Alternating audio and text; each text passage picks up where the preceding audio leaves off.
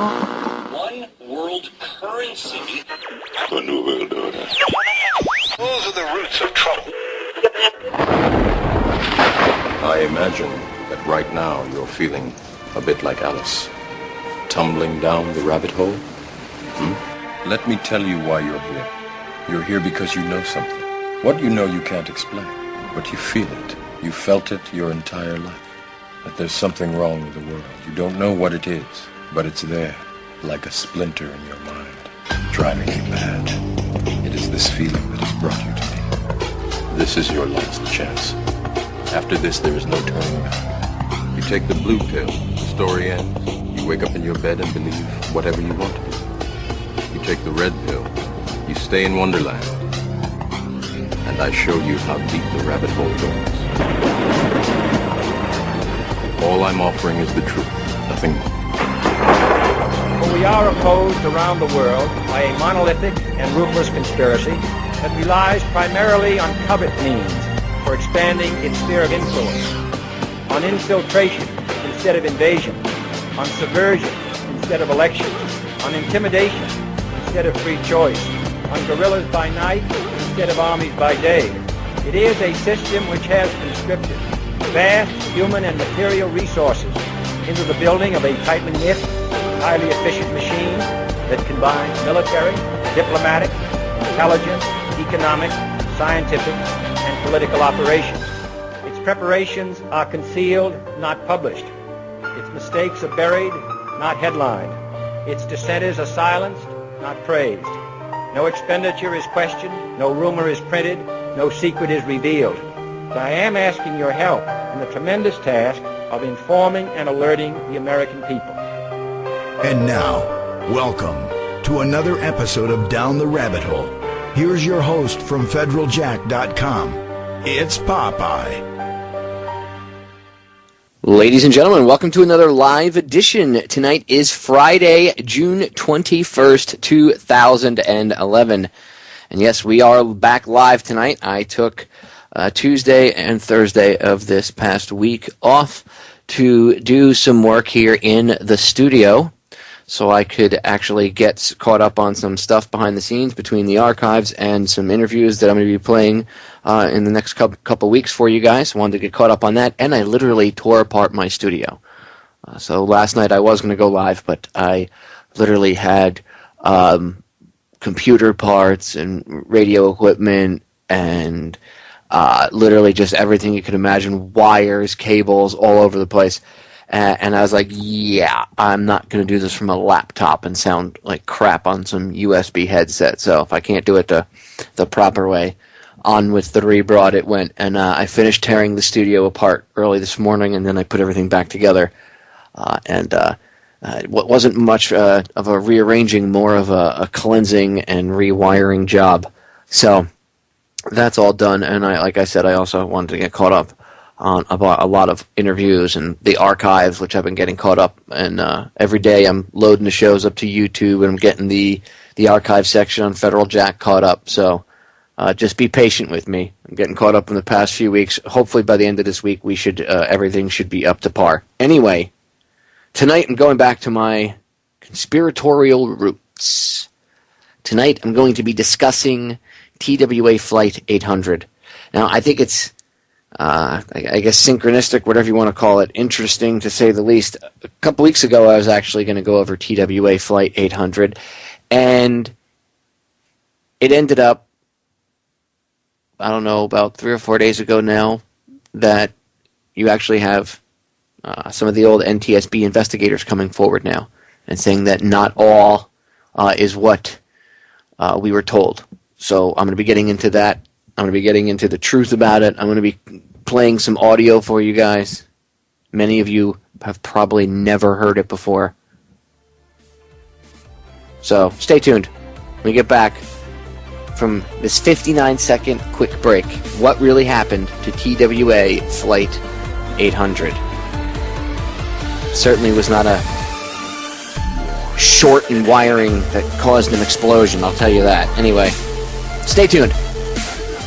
Alright, we are back. So, TWA Flight 800. There's probably a lot of people that are alive that are going to hear this broadcast and actually say, well, what the hell is TWA? I've never even heard of that company. Yes, older airline company, no longer around. Anyway, TWA Flight 800. Does anybody know what happened to it? The government's official story says that there was a spark, a short of a wiring short that caused a spark of some sort near the fuel tanks, and kaboom. End of story. Well, the evidence shows that that's not the truth. The evidence shows that there was either an explosion on board of a bomb or a missile, and more likely than not, it was a missile. Eyewitness evidence points to the fact that it was a missile. Multiple accounts, not one, not two, not three, not four. Multiple people. I can't even remember the exact number. I know it's well over, I think it's at least 100 people, or even more. You'll hear it, and I'm going to play some audio for you guys tonight. Most people don't even know what TWA Flight 800 is. Huh? What? Why would they shoot it down? I'll cover that a little bit, some of the theories about that at the end. But I want to set this up first with this clip from Press TV. And this is it's about 2.5 minutes, but you get to hear what some of the investigators, what they're saying, and just a few clips from this new documentary that's coming out about TWA Flight 800. So here we go.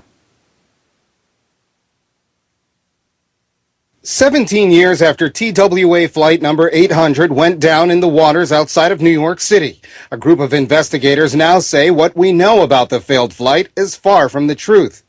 Flight 800 was scheduled for a New York to Paris flight on July 17, 1996. Minutes after takeoff from JFK Airport, the plane caught fire and crashed, killing all 230 people on board. The National Transportation Safety Board, NTSB, said static electricity ignited fuel fumes outside of a poorly designed fuel tank that led to the explosion. However, skeptics said they didn't believe it. We got eyewitnesses saying there's missiles coming up from 2 or 3 different places. I'm 100% convinced that missiles were fired that night. I would say the overwhelming majority of pilots do not believe the NTSB conclusion. Would our government lie to us? Would they deceive us? And now new revelations may support once thought to be only conspiracy theorist claims. A handful of aviation experts, including a number of investigators who were part of the original probe of Flight 800, are releasing a documentary saying that evidence indicates a missile caused the plane crash off the coast of Long Island. The group consists of retired workers, all of whom have worked for the National Transportation Safety Board, TWA, and the Airline Pilots Association. All 6 of them say that there's evidence that the plane was brought down by a projectile traveling at a high rate of speed. Those investigators say many witnesses' statements about the crash have been ignored. Some have theorized that one of the reasons the crash results were covered up is to perpetuate the U.S.'s military-industrial complex. The MIC, as some have called it, is a powerful force that is hard to stop or control, according to some experts.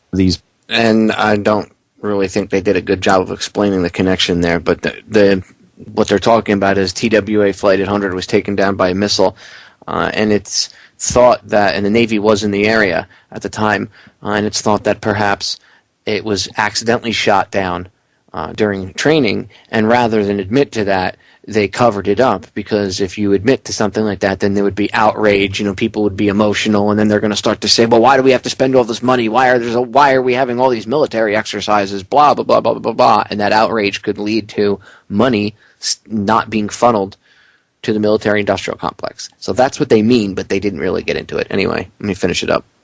Bloated Pentagon budgets, that will continue that way because Congress and the White House have no compunction about taking the scalpel to the defense and intelligence contracts and start cutting back there. Investigators have filed a formal petition to reopen the probe into what happened to TWA Flight 800. The documentary is set to air on July 17th on the anniversary of the crash.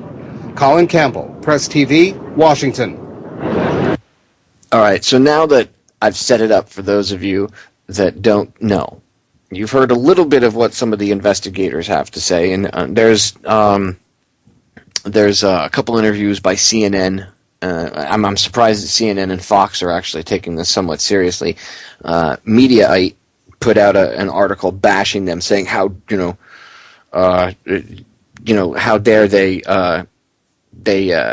Fox and CNN partake in a different set of conspiracy theories in relation to that car accident that claimed the life of a journalist recently.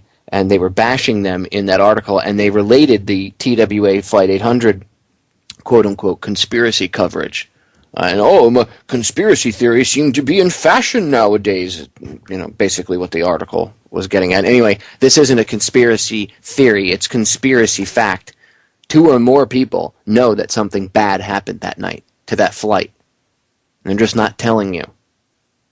And with that in mind, I'm going to let you hear audio from a short documentary titled "Silenced," TWA Flight 800, and the Search for Truth, if I remember correctly, the full title. But this is not a very widely known piece. There's actually 2 good documentaries out there about TWA Flight 800. One of them is this one, and there's another one.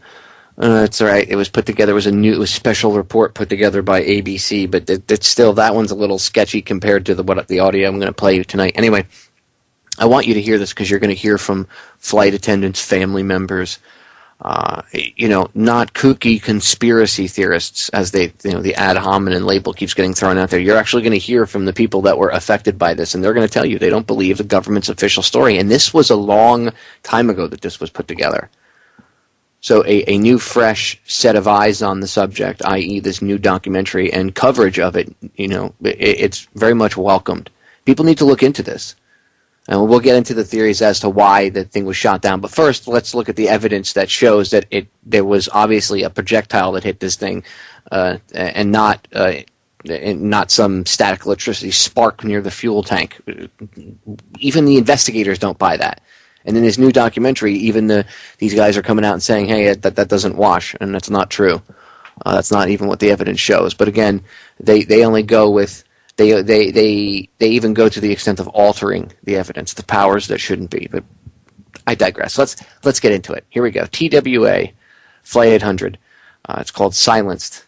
And this is about the witnesses and the people that either they were family members or people that knew other flight attendants on this, witnesses, eyewitnesses. Listen to what was done to them, the people that were threatened, the people that were just completely ignored, how the evidence was handled, and you tell me if this was not a cover-up or not. We'll see. By the end of tonight's show, I think that you'll at least look at this whole thing with a fresh set of eyes and say, well, something ain't right. So here we go. TWA 800 in the center identity. TWA is such a family that for a family to lose 53 members of its immediate family was devastating, not just for me, but for everybody in TWA. Everyone else, everyone. We just walked around kind of in shock, thinking, how could this happen? 53 of us are gone. I was angry. I was angry because I felt betrayed by TWA. I was angry because my brother was gone. I was angry because I was finding out how many people that I knew, flight attendants, active, retired, were on that flight. I was just pretty angry.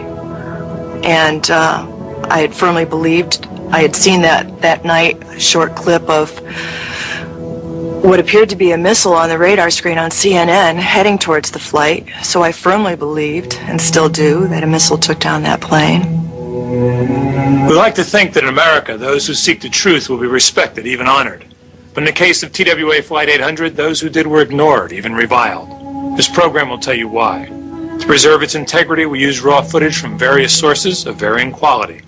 We thank you for your forbearance, and we thank those who, despite the costs, have never failed to seek the truth. On the evening of July 17, 1996, at 8:19 p.m., TWA Flight 800, a Boeing 747, took off from Kennedy Airport bound for Paris. It headed east without incident in fair skies along the south coast of Long Island. About 8:30 p.m., man, Mike Wire, a mechanic, saw a streak of light rise up from behind the house and head southeast, away from shore. At the same time, Dwight Brumley, a senior Navy NCO on board U.S. Air Flight 217, watched a streak of light rise up towards his plane before leveling off and heading north towards Long Island. Lisa Perry from her Fire Island deck and Paul Angelides from his on West Hampton both followed the southbound streak towards eastbound Flight 800, and then each saw the northbound streak rise off the horizon at the last moment. At 8:31, FAA radar operators saw an unknown object streak up and merge with Flight 800. This they reported to the highest authorities.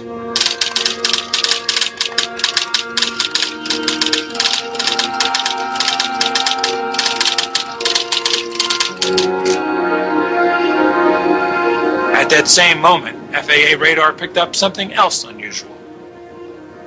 There was a ship directly beneath Flight 100 when it crashed. We know very little about this ship. The government tells us they have not been able to identify that ship, although the government says they didn't even notice it for 6 months into the investigation, although it was tracked by aircraft radar. We know it was traveling away from the scene rather than towards it. Didn't help in search and rescue. It was traveling very fast. It was likely very large since, aircraft radar picked it up at a good, 15 miles, 20 miles. This is highly suspicious. It breaks every rule in the book. I don't care whether you're a civilian sports fisherman, whether you're a warship, or whether you're a high-speed private yacht that came over here and took a shot. They ran from one of the greatest air disasters in history. You don't do that at sea. At 8:31, Flight 800 exploded catastrophically, killing all 230 of the good souls aboard. All leads pointed in one direction, but for reasons still uncertain, no one in official Washington wanted to go there. We're hoping that we're going to find some survivors at this time.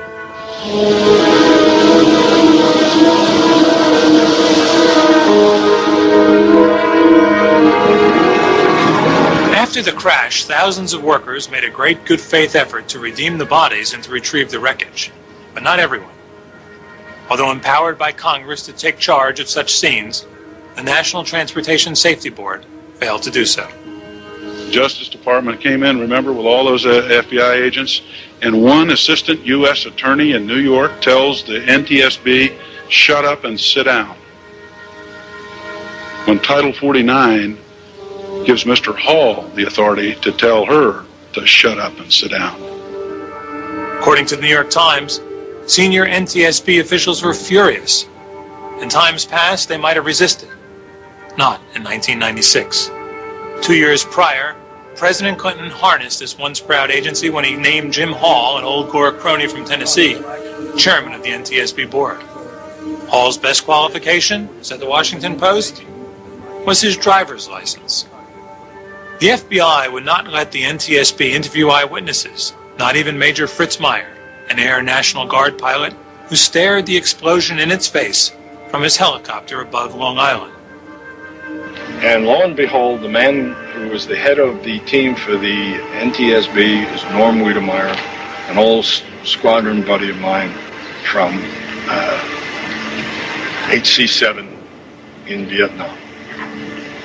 And we shook hands. We hadn't seen each other for 30 years. After the interview was over, when I told him essentially what I just told you, we walked out. And as we walked out together, we were saying, well, what have you been doing? What have you been doing? And he said to me, he said, I'm going to pause it right there, ladies and gentlemen, because we got the break sneaking up on us. When we get back, coming back in, I'm just going to pick it right up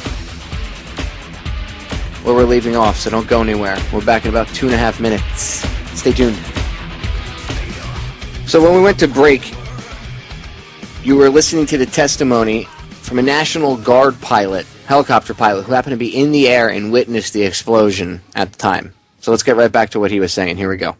I've been trying for 6 months to get to see you and interview you. And I said, Norm, I'm in the phone book. Just pick up the bloody phone. And he said, the FBI forbade. The FBI, however, showed curiously little interest in what key witnesses had to say. I went to a trailer there, which was an FBI trailer. I knocked on the door, they opened the door, and I told them who I was and told them I wanted to give them a statement. They looked around for somebody. There were 5 of them standing there, and they would say, well, you do it, no, you do it, no, you do it, no, you do it, no, you do it. And finally they picked what appeared to me to be the junior man, and we went into the back room of the trailer where he took out a 2.5 by 3-inch little spiral notepad and a ballpoint pen, and he asked me my name and particularly my address, and I gave it to him. And then he said, what did you see? And I told him the entire story that I've just told you.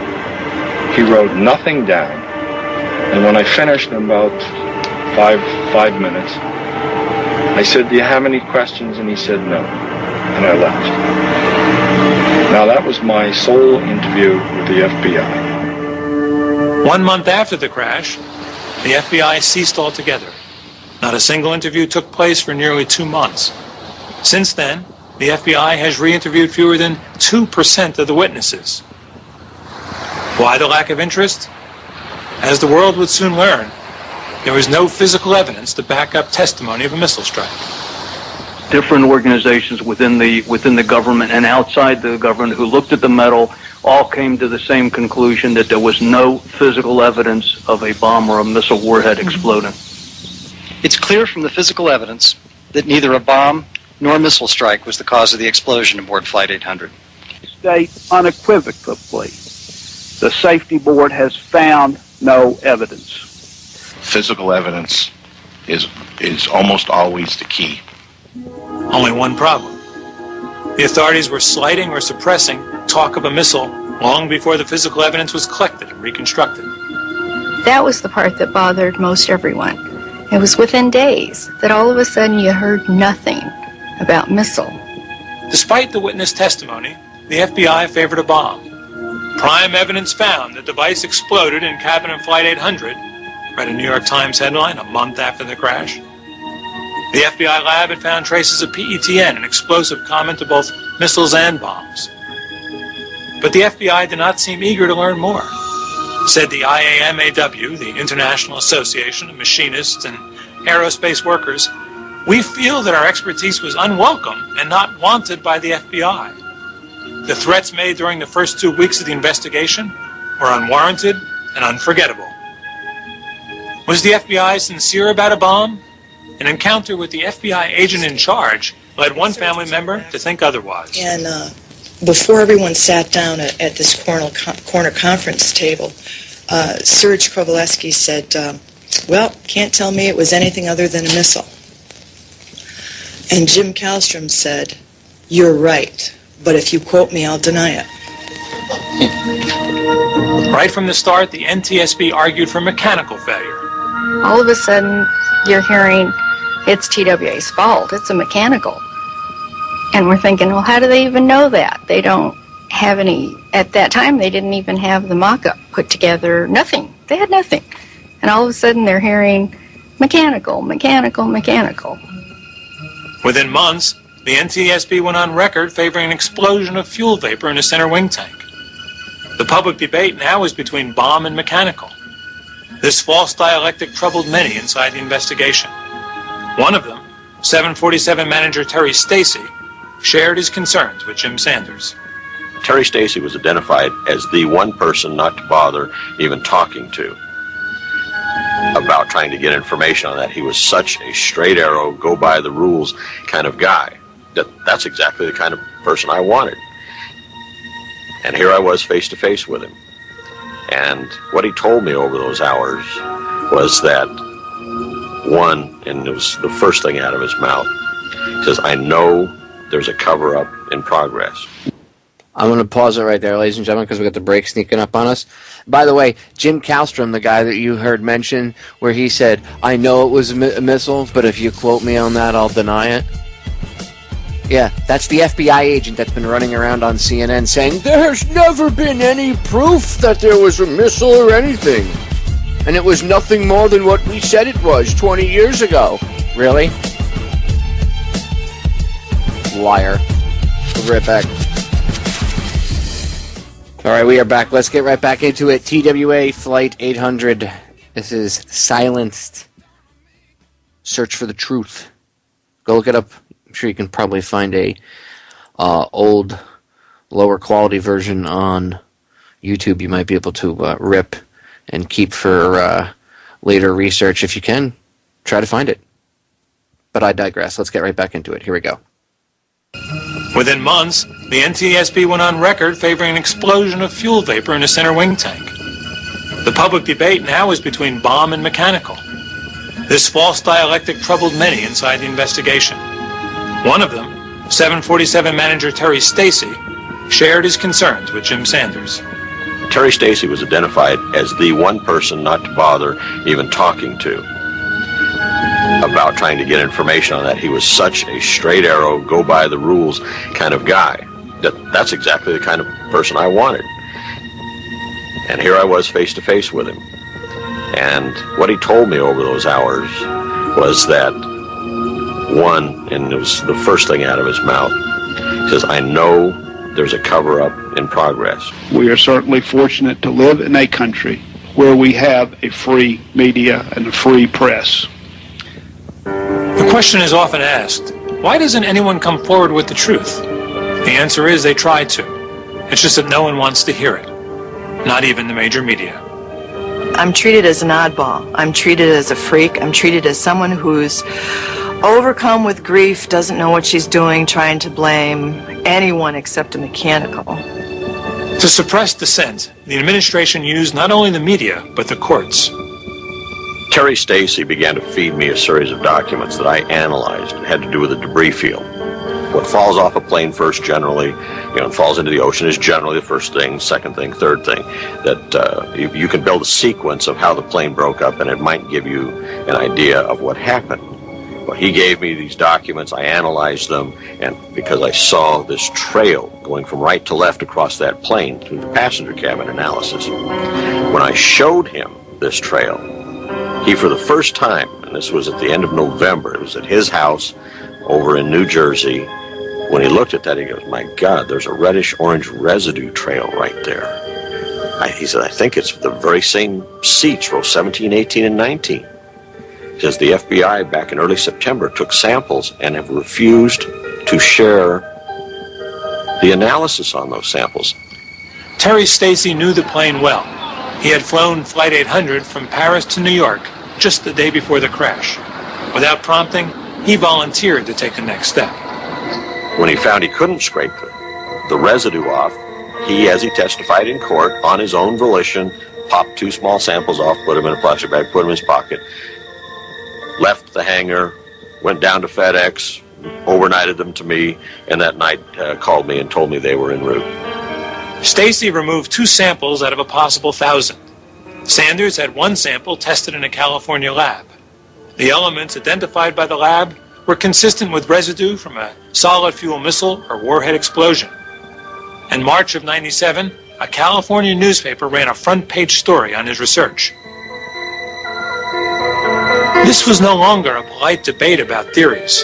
A retired cop-turned-investigative reporter had uncovered hard evidence of a likely cover-up within the upper reaches of government. The FBI leaned on Liz Sanders and continued to harass her, even after her attorney told the Justice Department to cease and desist. I was not about to give up a TWA employee and friend. So we both decided it's in everyone's best interest if I just disappear for a while. It was a very hard time to go through, to all of a sudden have such a full life. I enjoyed my job. I loved my job. Had a million things going on there. Was looking forward to a wonderful career with TWA. And now I had nothing. Despite Liz's sacrifice, she would spend 8 months in an Oregon trailer park. The FBI found its way to Stacy, came down on him hard, and arrested both Jim and Liz Sanders for conspiracy. The day I was arrested was surreal. It's like you're outside watching this happen to somebody else. It was something I never thought would ever happen to just an innocent, normal person in America. The FBI handcuffed Liz with her hands behind her back and dragged her through throngs of reporters, and never once did any reporter ever even think about writing a story in defense of the wife of a journalist. That was the low moment. I knew that we had no support whatsoever from major media. We were not going to get our story out. Really, my main thought when this happened was, oh my gosh, my mother's going to see this on television. And that bothered me because she was going to get so worried. Liz's crime? She introduced Jim to Terry Stacy. She and Jim were tried as thieves in a conspiracy to steal government property. Now, let me ask you a question. I have to pause this for a second. Think about this for a second while you're listening to this. If there's nothing to hide, if all is as they say it is, why would they, the powers that shouldn't be, go to this extent? Ask yourself that. A law written to ward off scavengers. The federal jury was not allowed to know that Jim Sanders was a reporter, let alone that he was pursuing evidence of a cover-up by the same government agencies prosecuting him and his wife. The Sanders were both convicted. Before sentencing, the NTSB's Jim Hall sent a letter to the judge. He wrote, "This is not a so-called victimless crime. These defendants have traumatized the families with the release of misinformation, the only plausible cause of which is commercial gain." Left unsaid was that this avowed champion of the free press had a vested interest in shutting Sanders' investigation down. As to the cause of the fuss, the missile residue, well, it was really just glue, or so said the feds. As usual, the media never bothered to ask for proof. We have a very specific document that proves that what Jim Kallstrom of the FBI, Dr. Merritt Berkey, and the rest that were out there saying it's nothing but glue, it's nothing but glue, and we, the government, are saying it's nothing but glue because Charlie Bassett down at NASA independently confirmed it. Well, Charlie Bassett, when he found out that's what they were saying, he very courageously signed a notarized statement, and I'm paraphrasing what he said because it was 2 pages. I didn't test anything having to do with Sanders' residue being glue. In essence, he's saying they're lying. The eyewitnesses continued to plead their case. To make the no physical evidence mantra stick, they had to be silenced. Enter the CIA. During a November 1997 press conference, the FBI shared the CIA's analysis with the world. Using these eyewitness reports and radar tracking data, CIA analysts were able to reconstruct the approximate path of Flight 800 from the instant its recordings ended until it struck the water. The following sequence of events is based on that analysis. Just after the aircraft exploded, it pitched up abruptly and climbed several thousand feet from its last recorded altitude of about 13,800 feet to a maximum altitude of about 17,000 feet. This is consistent with information provided by NTSB investigators and Boeing engineers, who determined that This explanation stunned the aviation world. All of the pilots that I've spoken to think it's ridiculous. They don't have one witness who saw that. They don't have one piece of physical evidence that indicates that. When the nose left the aircraft, the center of gravity moved aft of the center of lift. Now you've got both parties of the teeter-totter on the same side pulling down and the center of lift pulling up. That torque would rotate the aircraft so fast that it would go through a stall in 2 or 3 seconds and would not have any opportunity to climb. Once it goes beyond about 20 degrees nose up, it can't fly anymore because these wings are no longer into the wind. They can't produce lift. So, ladies and gentlemen, I know it's been in effect at least since Newton's time. It's called gravity, okay? This 333 tons are going to still, less the nose, are going to still be there. And everything there, from the time the airplane quits flying, is going down. When that aircraft was hit, it immediately began falling. It fell like a stone.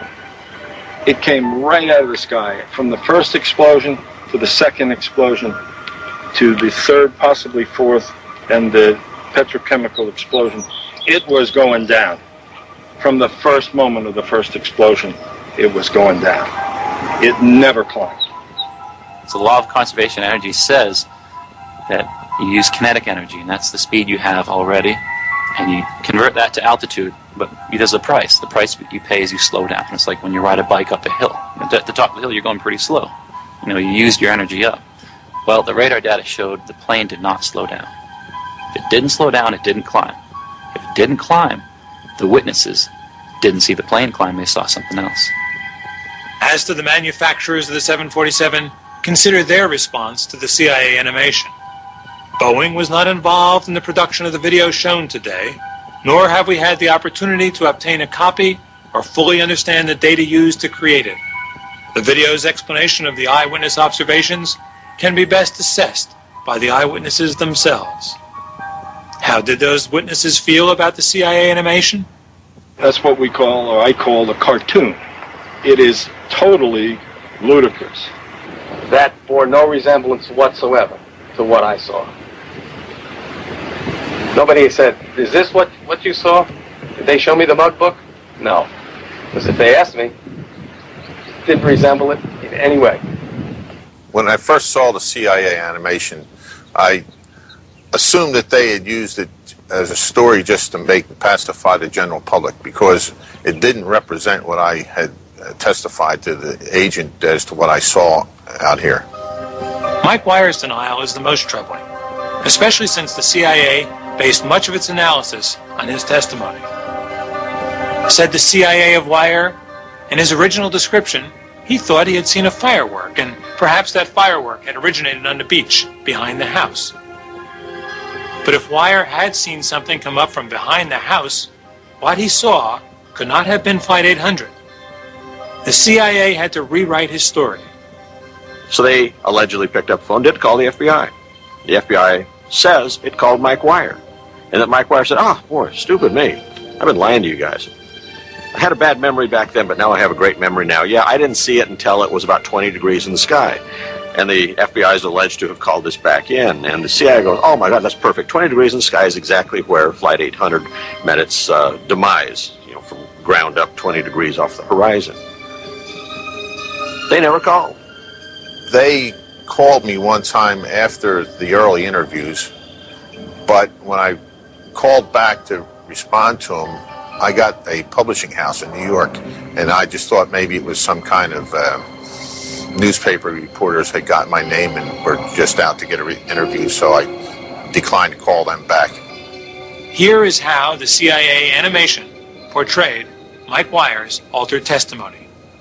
Note how the ascent from the beach has disappeared. A fourth eyewitness reported that he watched a white light, perhaps a firework, traveling upward at a steep angle with respect to the horizon. The light zigzagged as it rose, and at the apex of its travel arched over and disappeared. This observation lasted about 15 seconds. 2 or 3 seconds later, a fireball appeared in the sky near where the white light had disappeared. The eyewitness was able to specify a landmark over which the white light first appeared, a house near the beach, and a second house behind which the descending fireball disappeared. FBI investigators determined precisely where the eyewitness was standing and then measured the line of sight angle between the eyewitness and each of the two houses. Calculations based on the flight path of Flight 800 with respect to this eyewitness show that when the aircraft exploded, it was just passing over the house above which the white light first appeared. So the white light the eyewitness saw very likely was the aircraft briefly ascending and arching over after it exploded. All right, I'm going to pause it right there because we got a break sneaking up on us. I'll rewind it a few seconds so you can get the full context of it when we come back. Stay tuned. Don't go anywhere. More on what happened to TWA Flight 800. We'll be right back. All right, we are back. Getting back into it, you were listening to one of the witnesses' testimony of what he saw and how the CIA, they made this video animation supposedly depicting what happened, the government's official story of what happened. I don't know why the CIA would be making videos for a crash, an airline crash that happened here in the United States. I mean, the CIA has got no business getting involved in that. I mean, I know they make propaganda in foreign countries. Why would the CIA be making propaganda about a plane crash? maybe that's one to think about. Anyway, they were getting into how the one of the witnesses' testimony had been altered. So I rewound it right to the beginning so you can get the full context of the conversation. So here we go. How the ascent from the beach has disappeared. A fourth eyewitness reported that he watched a white light, perhaps a firework, traveling upward at a steep angle with respect to the horizon. The light zigzagged as it rose, and at the apex of its travel arched over and disappeared. This observation lasted about 15 seconds. 2 or 3 seconds later, a fireball appeared in the sky near where the white light had disappeared. The eyewitness was able to specify a landmark over which the white light first appeared, a house near the beach, and a second house behind which the descending fireball disappeared. FBI investigators determined precisely where the eyewitness was standing and then measured the line of sight angle between the eyewitness and each of the two houses. Calculations based on the flight path of Flight 800 with respect to this eyewitness show that when the aircraft exploded, it was just passing over the house above which the white light first appeared. So the white light the eyewitness saw very likely was the aircraft briefly ascending and arching over after it exploded, rather than a missile attacking the aircraft. The government never put him on Beach Lane Bridge. We put him on Beach Lane Bridge. It's okay, Mike. Using those houses, you show us where the initiating event occurred. Here is what Mike Wire actually saw. And I saw what looked like cheap fireworks leaving the beach behind this flat-roofed house.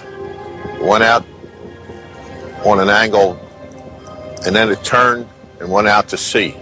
Now, as it was flying, it wavered back and forth and up and down. And I thought it must be cheap fireworks because it didn't go like a fireworks would straight away. It kind of wavered as it was in flight. It had a white glow to it, and like a white plume, little white plume behind it.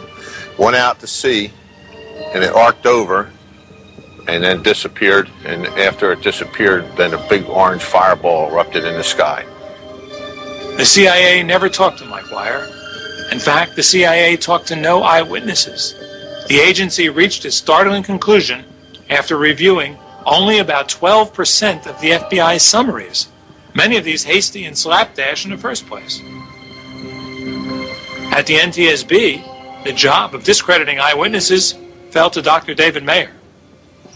As you well know, the work of the board is conducted under the party process. So if we interview an eyewitness, we would form a group, and the group would interview the witness. Please note the words if and would and the following clarification by Mayer's boss, Dr. Bernard Loeb. In this particular case, some of these witnesses we did not get to because the FBI initially interviewed them, so that is a slight difference. Some of the witnesses they did not get to? Of the 736 official witnesses, the NTSB did not interview a single civilian witness and talked to only a handful of military in 1997. Like the CIA, the NTSB had no apparent interest in hearing what the witnesses had to say. Well, is it your conclusion that the witnesses said they saw a streak of light, didn't see a streak of light at all? That's an important question, and that's that gentleman. Let's leave him alone. But sir, if one more outburst, and we're going to ask you to be removed from the room. I yelled out during the last hearing. I said, "Ask the eyewitnesses." They had someone, a representative from the National Transportation Safety Board, review the written summaries of FBI agents who interviewed witnesses years ago. And then Chairman Hall was asking this person who read the notes of someone who interviewed someone a few years ago what that person he interviewed might have saw. Why didn't they call the person? Why didn't they call the witness? I don't know. Many of the witnesses submitted drawings to the FBI, chilling enough to impress even Dr. Mayer. I'm going to pause it right there, ladies and gentlemen. Top of the hour break coming up. Hour one already flew right by.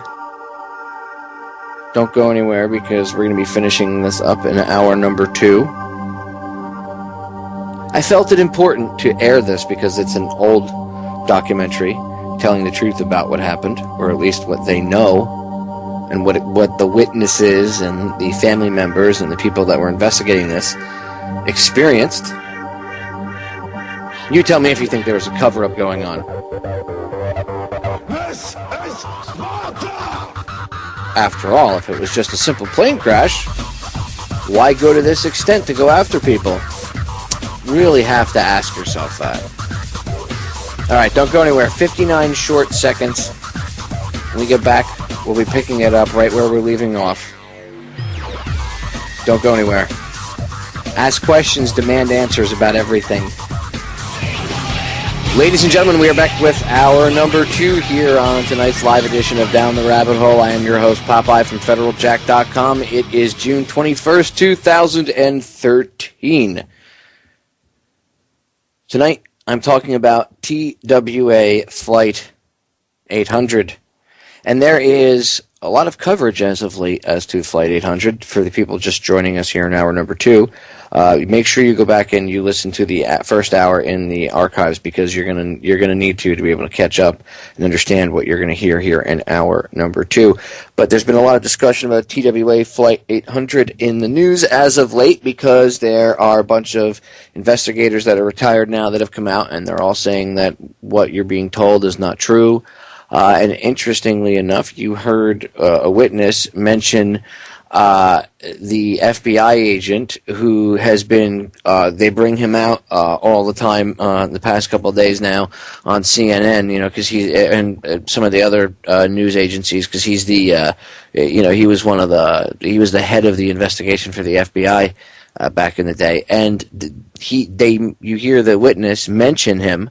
And that he even admits that it was a missile, but he'll never own up to that, and he'll never admit to that in public. Blah blah blah blah blah. Well, he's the one that they just had on. What was it? I think it was CNN and a couple other ones. But he tried to do a hatchet job on the witnesses. He was saying things like, "Well, I have no idea why they would come out with this information now. I mean, that makes no sense. It must be because they want money. It must be about making money and this, that." And the other thing. His name's Jim Kallstrom. You heard him mentioned, if you're listening from hour 1, you heard him mentioned in hour 1. If you don't know what I'm talking about, go back and listen to hour number 1, and you'll hear one of the witnesses whose audio I'm playing tonight from a little-known documentary about the crash or explosion or shooting down thereof of TWA Flight 800. And you heard a witness mention that Jim Kallstrom said that yes, it was a missile that took the plane down, but he'd never admit to it in public. And then here he is on CNN saying that these people, the only reason they do it is for money or to sell a documentary or this, that, or the other thing. It's disgusting. It really is. I mean, we could get into all the different reasons why. People are going to say, well, why would why would it be shot down? Who would shoot it down? Was it terrorists? Well, if it was really bad guy terrorists, why wouldn't they say who it is? Because the Clinton administration, who was in power at the time, they happen to be the ones who would exploit the hell out of the Oklahoma City bombing to pass anti-terror legislation. So it doesn't make any sense that they wouldn't push for if this was a real terror event. So you have to, if you rule that out, then what's left? Well, and you rule out the other official theory right now, and then you admit that okay, it was shot down. Well, then there's 2 options left, or one option left. Did the government do it, or a side caveat to that question? Did they let it happen, and why? What would be the purpose if it wasn't if it was a real bad guy, Al Qaeda terrorist type, I don't even want to say Al Qaeda because that's not real bad guy, but we'll say if it was one of their bad guys, they would be all over the place with it, pushing laws in your face. So I think there's something more to it. Maybe the Navy accidentally shot it down during a training exercise. Who knows? We need to investigate this further. We'll be right back. All right, we are back. Let's get right back into the audio from this documentary, Silenced TWA Flight 800 and the Search for Truth. Here we go. Many of the witnesses submitted drawings to the FBI chilling enough to impress even Dr. Mayer, like this one. Witness 649 described events that certainly do sound like a missile attacking the airplane. And fact, Dr. Mayer dismissed 649's testimony for one reason only. he said that everything he saw occurred between these two flagpoles. His location is up there marked school. He was actually exercising at a high school in the area. So again, it doesn't appear that this witness was looking in the right location to see Flight 800 at the spot where it would have been when it would have been struck by a hypothetical missile. So One problem. In none of the FBI notes does witness 649 ever mention a flagpole, let alone two flagpoles. In his line of sight seen here, there weren't any. Late in the investigation, the NTSB staged a missile test. as part of our study of witnesses, we conducted a missile visibility test. We did not conduct this test to determine if Flight 800 was struck by a missile. We've known for a long time that it wasn't. Instead, let's examine what a hypothetical missile attack would have looked like. The rocket motor of the missile would be visible, and it would look like a light ascending rapidly for about 8 seconds. Then the motor would burn out, and the light would disappear for as much as 7 seconds. After this, a second streak of light, the airplane in crippled flight would become visible. It would be different from the first streak, moving slower. Then it would develop into a fireball. We carefully reviewed the witness accounts to determine if anyone described a scenario like this, one that began with 2 sequential streaks of light and concluded with a fireball. We could not find anyone who was describing this scenario. Witness 649 describes this very scenario. He reports seeing an object like a firework ascend fairly quick, then slow and wiggle, then speed up and disappear. Then he sees a second object that glimmered in the sky higher than the first, then a red dot move up to that object, then a puff of smoke, then another puff, then a firebox. Mike Wire, like many others, says much the same thing. And as it went out, it left like a white smoke behind it, and it zigzagged and curved back and forth, and it made a little turn, and it arced over, and as it arced over, it disappeared. And then a few seconds later, a big fireball erupted out over the water. Other witness drawings might have proved even more awkward to explain away, but fortunately for the NTSB, at least 30 of them have turned up missing. According to an NTSB exhibit, however, 96 witnesses report seeing the streak come off the horizon. 96. This did not deter the agency from creating its own animation, one that also showed a noseless plane ascending from a starting point 20 degrees above the horizon. We've carefully studied and considered all of the witness accounts. The witness reports of a streak of light are consistent with them having observed Flight 800 in crippled flight. They're not consistent with a missile. This is a depiction of what the NTSB's theory of the breakup sequence is. They got smart when the CIA got laughed out of town by aviators when they showed it climbing 3,000 feet. The NTSB said, well, maybe we'll get away with half of it. So they say it climbed 1,700 feet. You know, it didn't. The eyewitnesses were not impressed either. Group put in the full-page ad in the Washington Times, including 6 witness accounts. And what do you think about those accounts? Well, I actually have the ad with me. I can, if you like, talk about very briefly about the witnesses that are mentioned. Well, anybody wants to spend that much money to put a newspaper ad in, I'd sure like to have you go through it. Well, the first witness who's listed in the advertisement was the witness who was on the bridge when he saw the accident. This is the witness that I described earlier in my presentation, and I told you that his account was consistent with the motion of the airplane in crippled flight. The first witness was Mike White. He saw no such thing. Around March of 2000, I found out that my story, my testimony had been used to create the video, and they never talked to me about it, so I didn't understand how they could use me. The second witness in the ad is the witness who was on board U.S. Air Flight 217. I explained to you that he couldn't have seen a missile hit TWA Flight 800 because the timing just simply doesn't work out. The second witness was Dwight Brumley, a 20-year military vet. He knows exactly what he saw and wonders why no one ever bothered to find out. Despite my vantage point of being directly over the top of the explosion, a very unique vantage point, some level of expertise, understanding relative bearing, true bearing, motion, etc. Nobody with any aviation expertise ever contacted me. The fourth witness, who's listed in the advertisement, said that he saw or in the advertisement it says he saw the accident from the deck of his house, seeing a glowing red object pick up speed and streak out to sea. Then he saw a series of flashes and a fireball, according to the ad. However, on July 21st, 1996, when the witness was interviewed, his FBI witness document says that he saw a red flare descending. It makes no mention of some of the other details. In fact, he was the first witness I used as an example in my presentation. The fourth witness was Paul Angelides, a consulting engineer who frequently testifies in court. And I gave them a sketch, and I had 0.1, 0.2, 0.3. So I was showing the sequence and little hand sketches of what I saw in the sky in terms of the red phosphorescent object. It's a little smoke trail. Its travel outbound, the cigar-shaped cloud, the fireball, the black smoke trail, and so on. Angelides never said he saw only a flare descending, as Mayer claimed.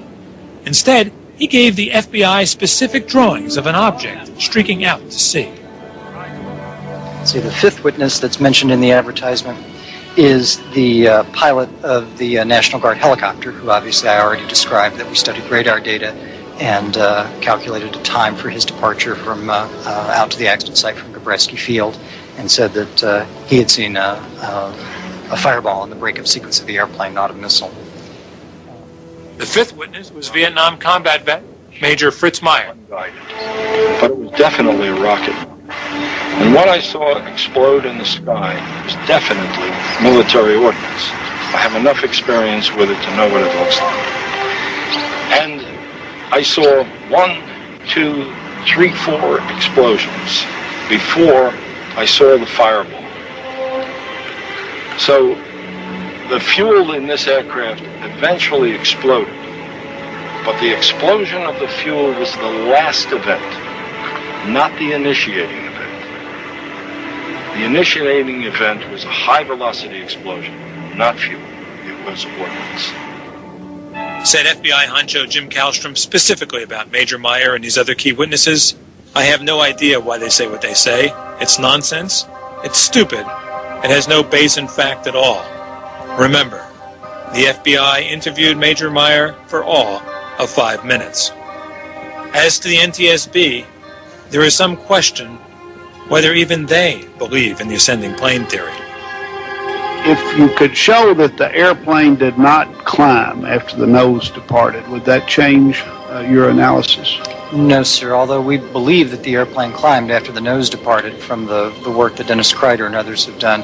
It's actually not, our analysis is not actually dependent on this. Sound. The question remains, why did these agencies champion a theory in which they themselves had little faith and in which no one else had any? What troubles me most about what the government has been saying about this is their insistence that there is no physical evidence of a criminal act or a missile or an explosion of any kind other than a Santa Maria explosion. And that's completely false.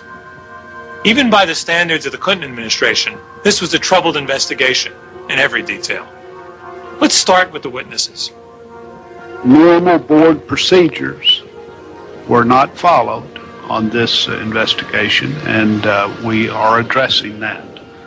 For the record, not a single eyewitness was allowed to testify at any NTSB hearing. The NTSB did not, however, shut out all alternative theories. The meteorite, we got a lot of correspondence on meteorites. And as you know, we had someone testify at the public hearing. At the public hearing on the subject of the meteorite. The missile. Problematic, too, was the initial FAA report of a missile strike seen on radar.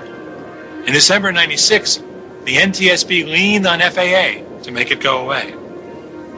Wrote Bernie Loeb, NTSB Director of Aviation Safety, I would appreciate it if you could verify that all specialists and or managers agree that there is no evidence within the FAA ATC radar of a track that would suggest a high-speed target merged with TWA 800.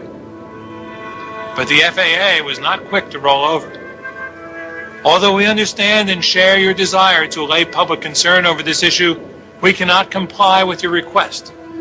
By alerting law enforcement agencies, air traffic control personnel simply did what was prudent at the time and reported what appeared to them to be a suspicious event.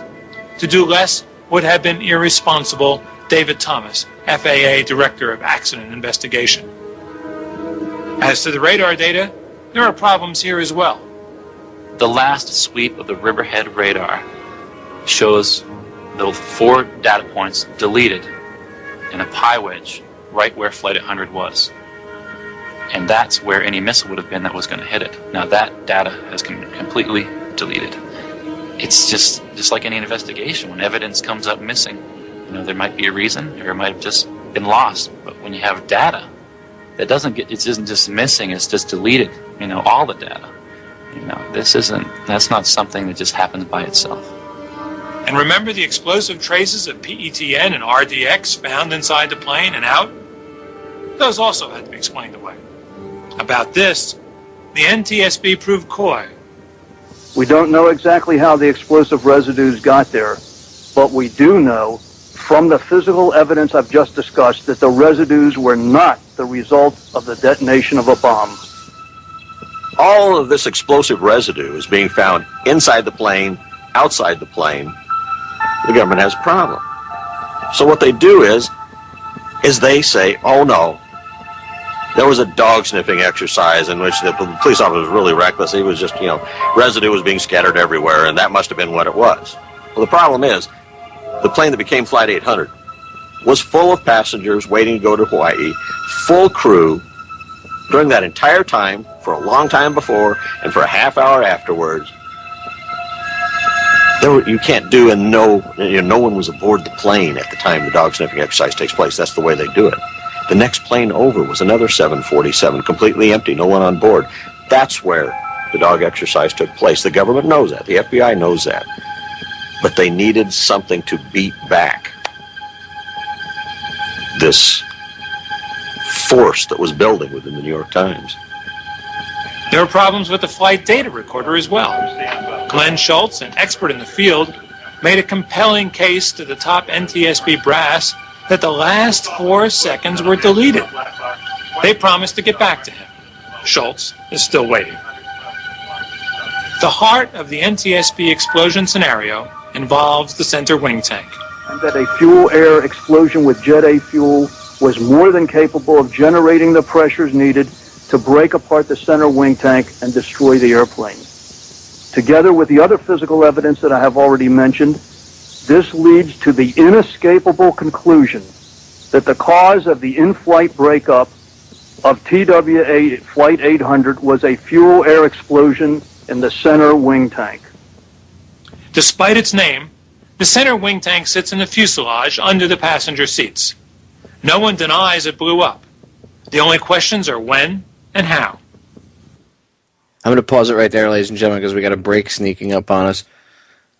When we come back, right from the other side of the break, what I'll do coming back in is I'll let the bumper music start to fade down, and as soon as it starts to fade down, I will pick it up right where we're leaving off. So I'm going to try to fit as much as I can in so I can finish up the audio from this documentary for you, because it's important that you hear this. And remember, this thing was made a long time ago. Go investigate TWA Flight 800. Right back. One serious problem with the NTSB thesis is that Jet A fuel is not inherently volatile. Retired Navy Wing Commander and flight investigator Bill Donaldson performed some simple but telling experiments on this point. Really blew up, didn't it? What the Aviation Fuels Handbook says is that same phenomena, putting out an open flame, will occur all the way up to 127 degrees Fahrenheit with Jet A1 fuel. And this is what the NTSB doesn't want you to know. Now, what I'm going to do here, it's windy, I'm going to try and light this candle. Then I'm going to use the spray bottle to show you what happens if something violent happened to the tank and that fuel that was in the bottom of the tank was suddenly misted into the atmosphere by kinetic energy. Okay, once again, we have an open flame, and now something violent happens to the tank on TWA Flight 800, and this is what happens.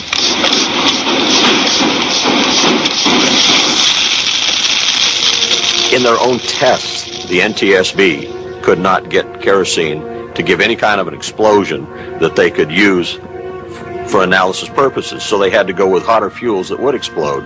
There's never been an explosion of a fuel tank with the new jet-type fuel that we're using. The second problem was that not even the NTSB could identify the spark that would ignite the fuel.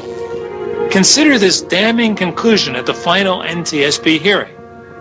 The search for the probable ignition location was pushed to the limits of current technology. An accounting of the scientific uncertainties was meticulously maintained throughout the entire experimental, computational, and analytic processes. In the end, the uncertainties were too great to permit the identification of a probable location of ignition. They spent $40 million trying to get some scientist somewhere in America to say it's theoretically possible that this hypothesis would work. They couldn't find it. The IAMAW couldn't find anything either. We conclude that the existing wiring recovered from Flight 800 wreckage does not exhibit any evidence of improper maintenance or any malfunction that led to a spark or other discrepancy. So why did the fuel tank blow up? The IAMAW came to its own conclusions. A high-pressure event breached the fuselage, and the fuselage unzipped due to the event. The explosion was a result of this event. A high-pressure event is a technical way of suggesting an external force, like a missile. Let's take a moment to review the evidence. The Machinists Union argues for an external event. 736 eyewitnesses see what appears to be a missile. The missile tests support the witnesses. FAA radar picks up what appears to be a missile. The debris field suggests a missile. Explosive residue is found on the plane. Potential missile residue is found on the seat bags. The flight data recorder appears to be missing the final 4 seconds. Forensic evidence has been withheld. The jet fuel isn't volatile enough. No ignition can be found. No comparable explosion has ever happened before. How then can the NTSB insist on a mechanical explanation? Simple enough. There was no, quote, physical evidence of a bomb or missile. No missing portions of fuselage were large enough to represent the entry of a missile. You may have noticed that some of the photographs of the reconstruction show what appear to be several large missing areas. However, almost all of the fuselage structure in these areas is actually attached to the adjacent pieces, but has been folded back or crushed. Something to remember here. The top NTSB brass were pushing a mechanical thesis before much of anything was recovered. It's time to ask a tough question. Is it possible that in an administration notorious for misplacing evidence, the physical evidence from Flight 800 was misplaced as well? Yeah, misplaced. Oops. I threw it into the shredder. Oh, little Jimmy tripped when he was walking by the furnace and everything, oops, went in. It's like a bad comedy movie right now. Really, they're not that inept. It's called playing stupid or playing dumb. We'll be right back. Let's take a moment to review the evidence. The Machinists Union argues for an external event. 736 eyewitnesses see what appears to be a missile. The missile tests support the witnesses. FAA radar picks up what appears to be a missile. The debris field suggests a missile. Explosive residue is found on the plane. Potential missile residue is found on the seat backs. The flight data recorder appears to be missing the final 4 seconds. Forensic evidence has been withheld. The jet fuel isn't volatile enough. No ignition can be found. No comparable explosion has ever happened before. How then can the NTSB insist on a mechanical explanation? Simple enough.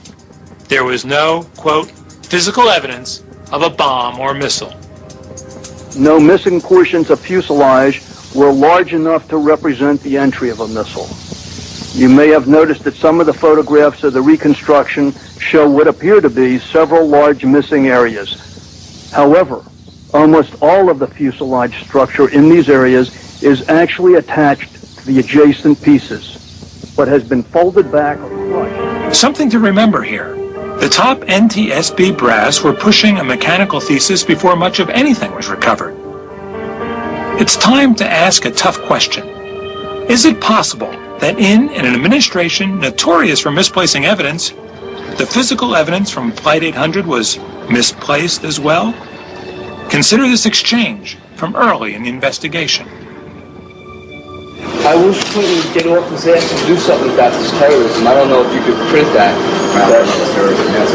Oh, no, it's definitely an explosion. I tell you, when you see it for yourself, I mean, the little pieces are all over the place. We have senior FBI agents under oath in court stating that the NTSB was never allowed to see anything as it came off the floor, onto the ships, onto shore, into the hangar. It remained under FBI control. The FBI would go through it at will, take anything they wanted, no record, and that again, that's also under oath, no record of this stuff being taken wherever the FBI wanted to take it.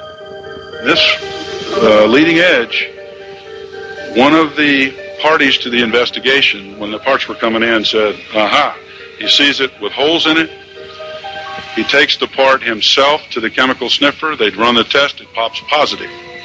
The FBI alerts on it, and the next thing you know, the part's gone.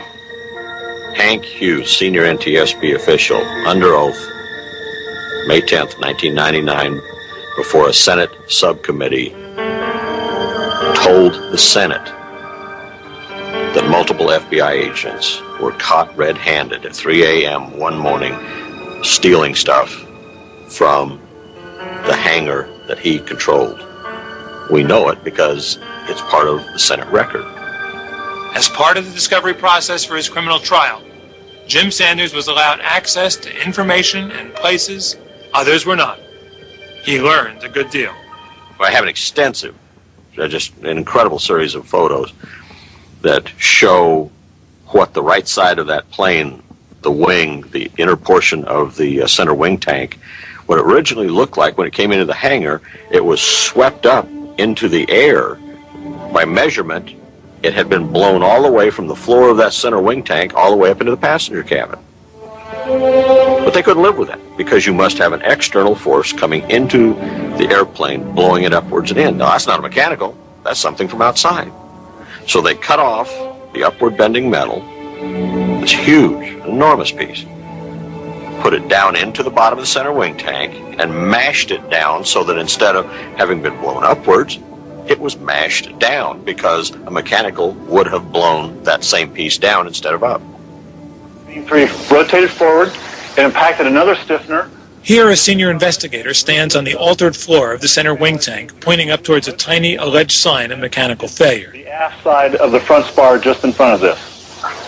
After spanwise beam 3 separated across the top, pressure behind... The next scene will show where his foot would have been had this piece not been altered, and how the pre-altered evidence confirms the path of a missile warhead blast.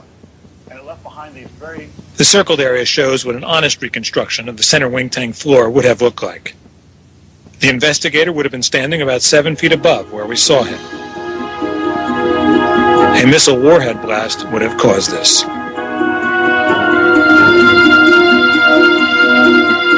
Someone altered the evidence. That's a criminal act. It's a series of criminal acts. It's a conspiracy.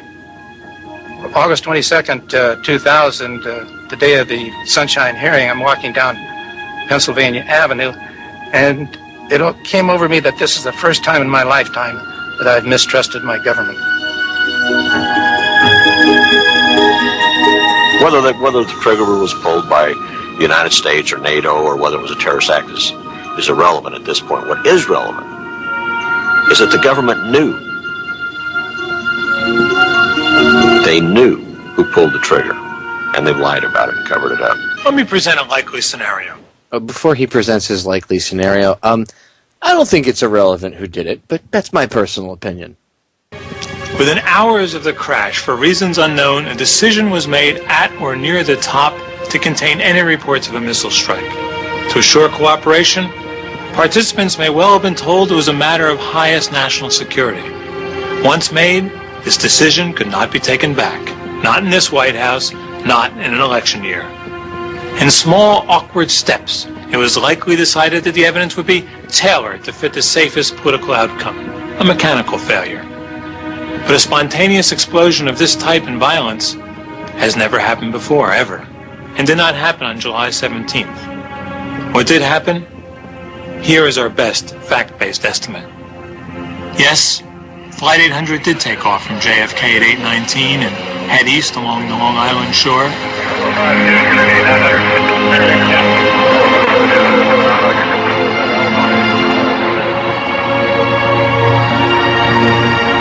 About 12 minutes later, a boater sees a missile rise up off the horizon and loses it behind the beach house. Mike Wire, a few hundred yards to the east on Beach Lane Bridge, picks the missile up as it rises above that house and watches it head south away from shore, now zigzagging as it tries to acquire its target.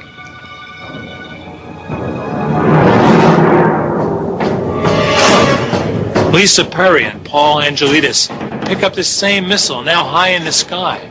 So does Air National Guard pilot Major Fritz Meyer.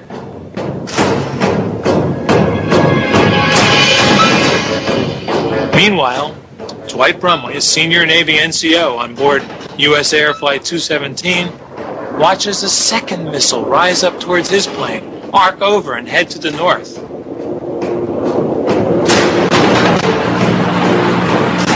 An unidentified ship now boldly flees the scene, perhaps having launched that very missile.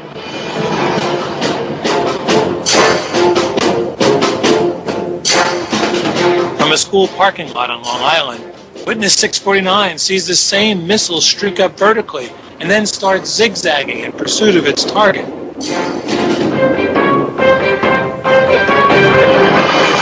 At 8:31, the southbound missile locks into its target and blasts into the underside of the nose.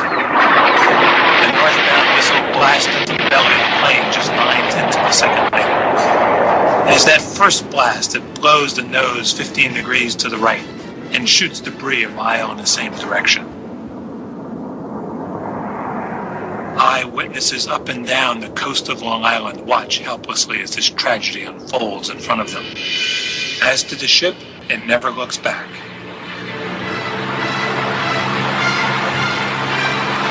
Lisa Perry sees it all. And the other one comes up from underneath the bottom of the plane. It's in the shadow of the plane, and I think it's going to thread it right through the middle of the head of the plane. And then it's going to thread it like a needle. And then the plane just stops. It's hanging in the sky. And it looks just like a toy hanging there. And at that point, it had been kind of flat. And then it goes down. And then I see along the side of the plane.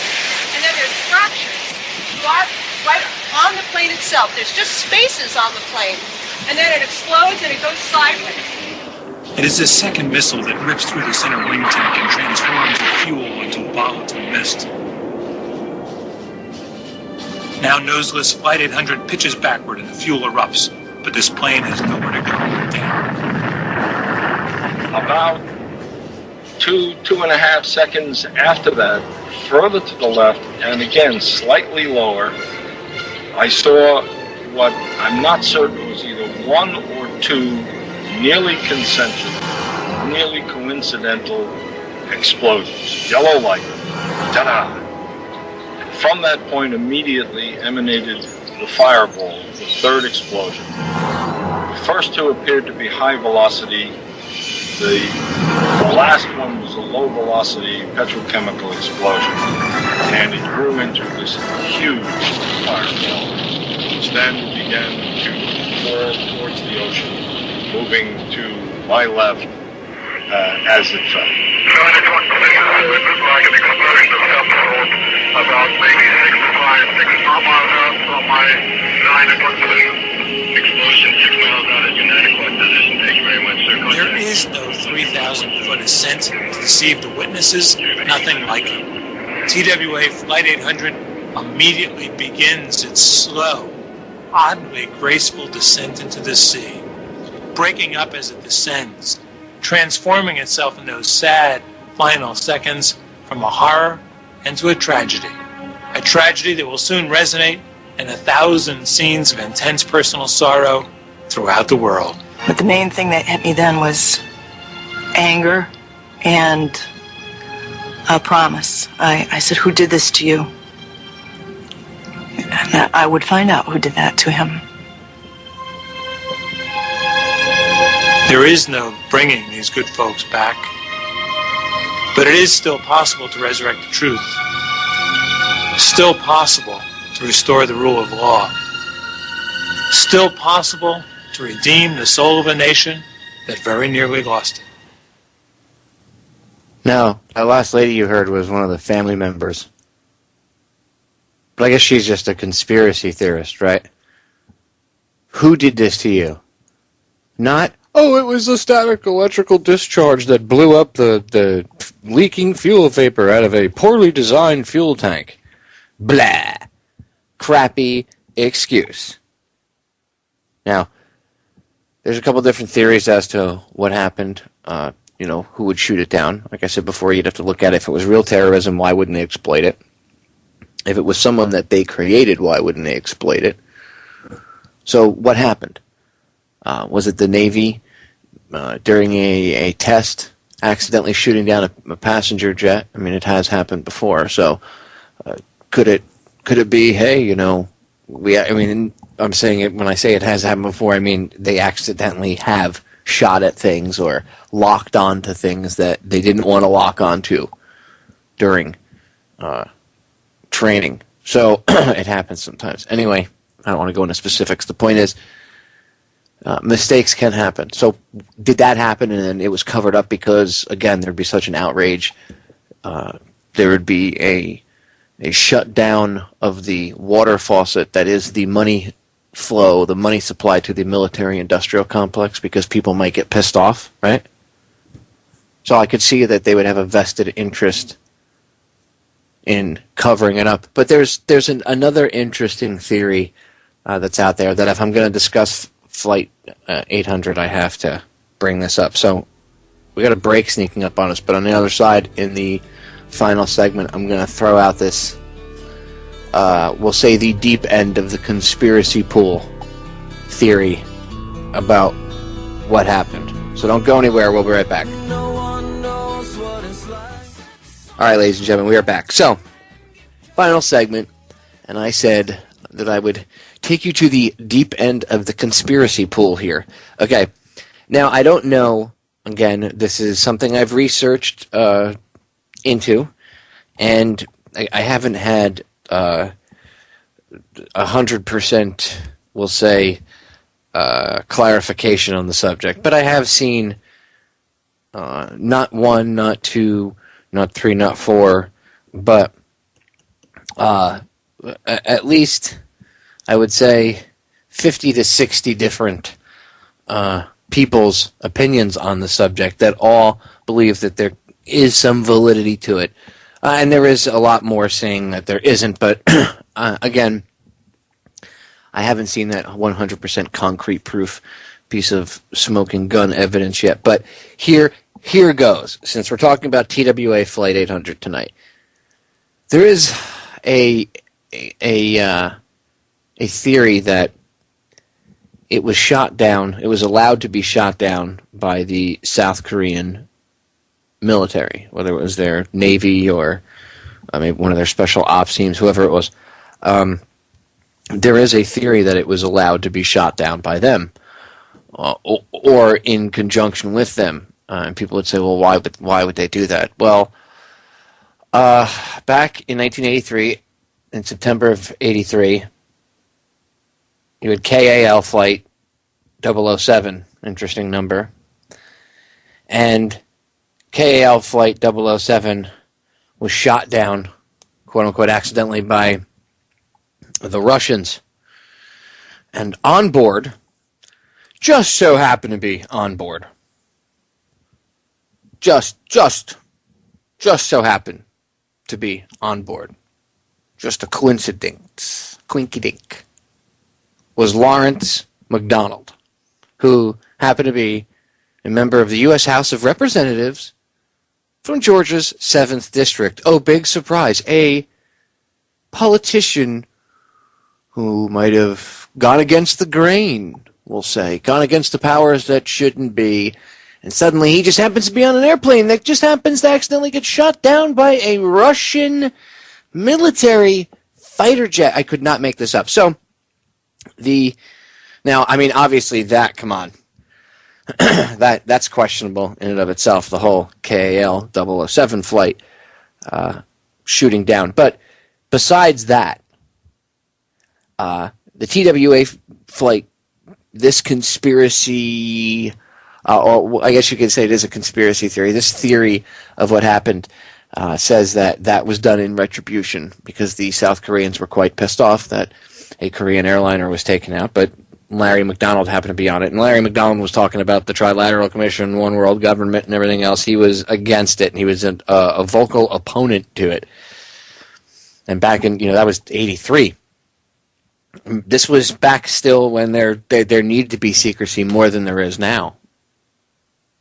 Rockefeller even admitted to such. But they needed the secrecy back then, and this guy was opening his mouth too much. Remember, there wasn't the internet like you and I know it today.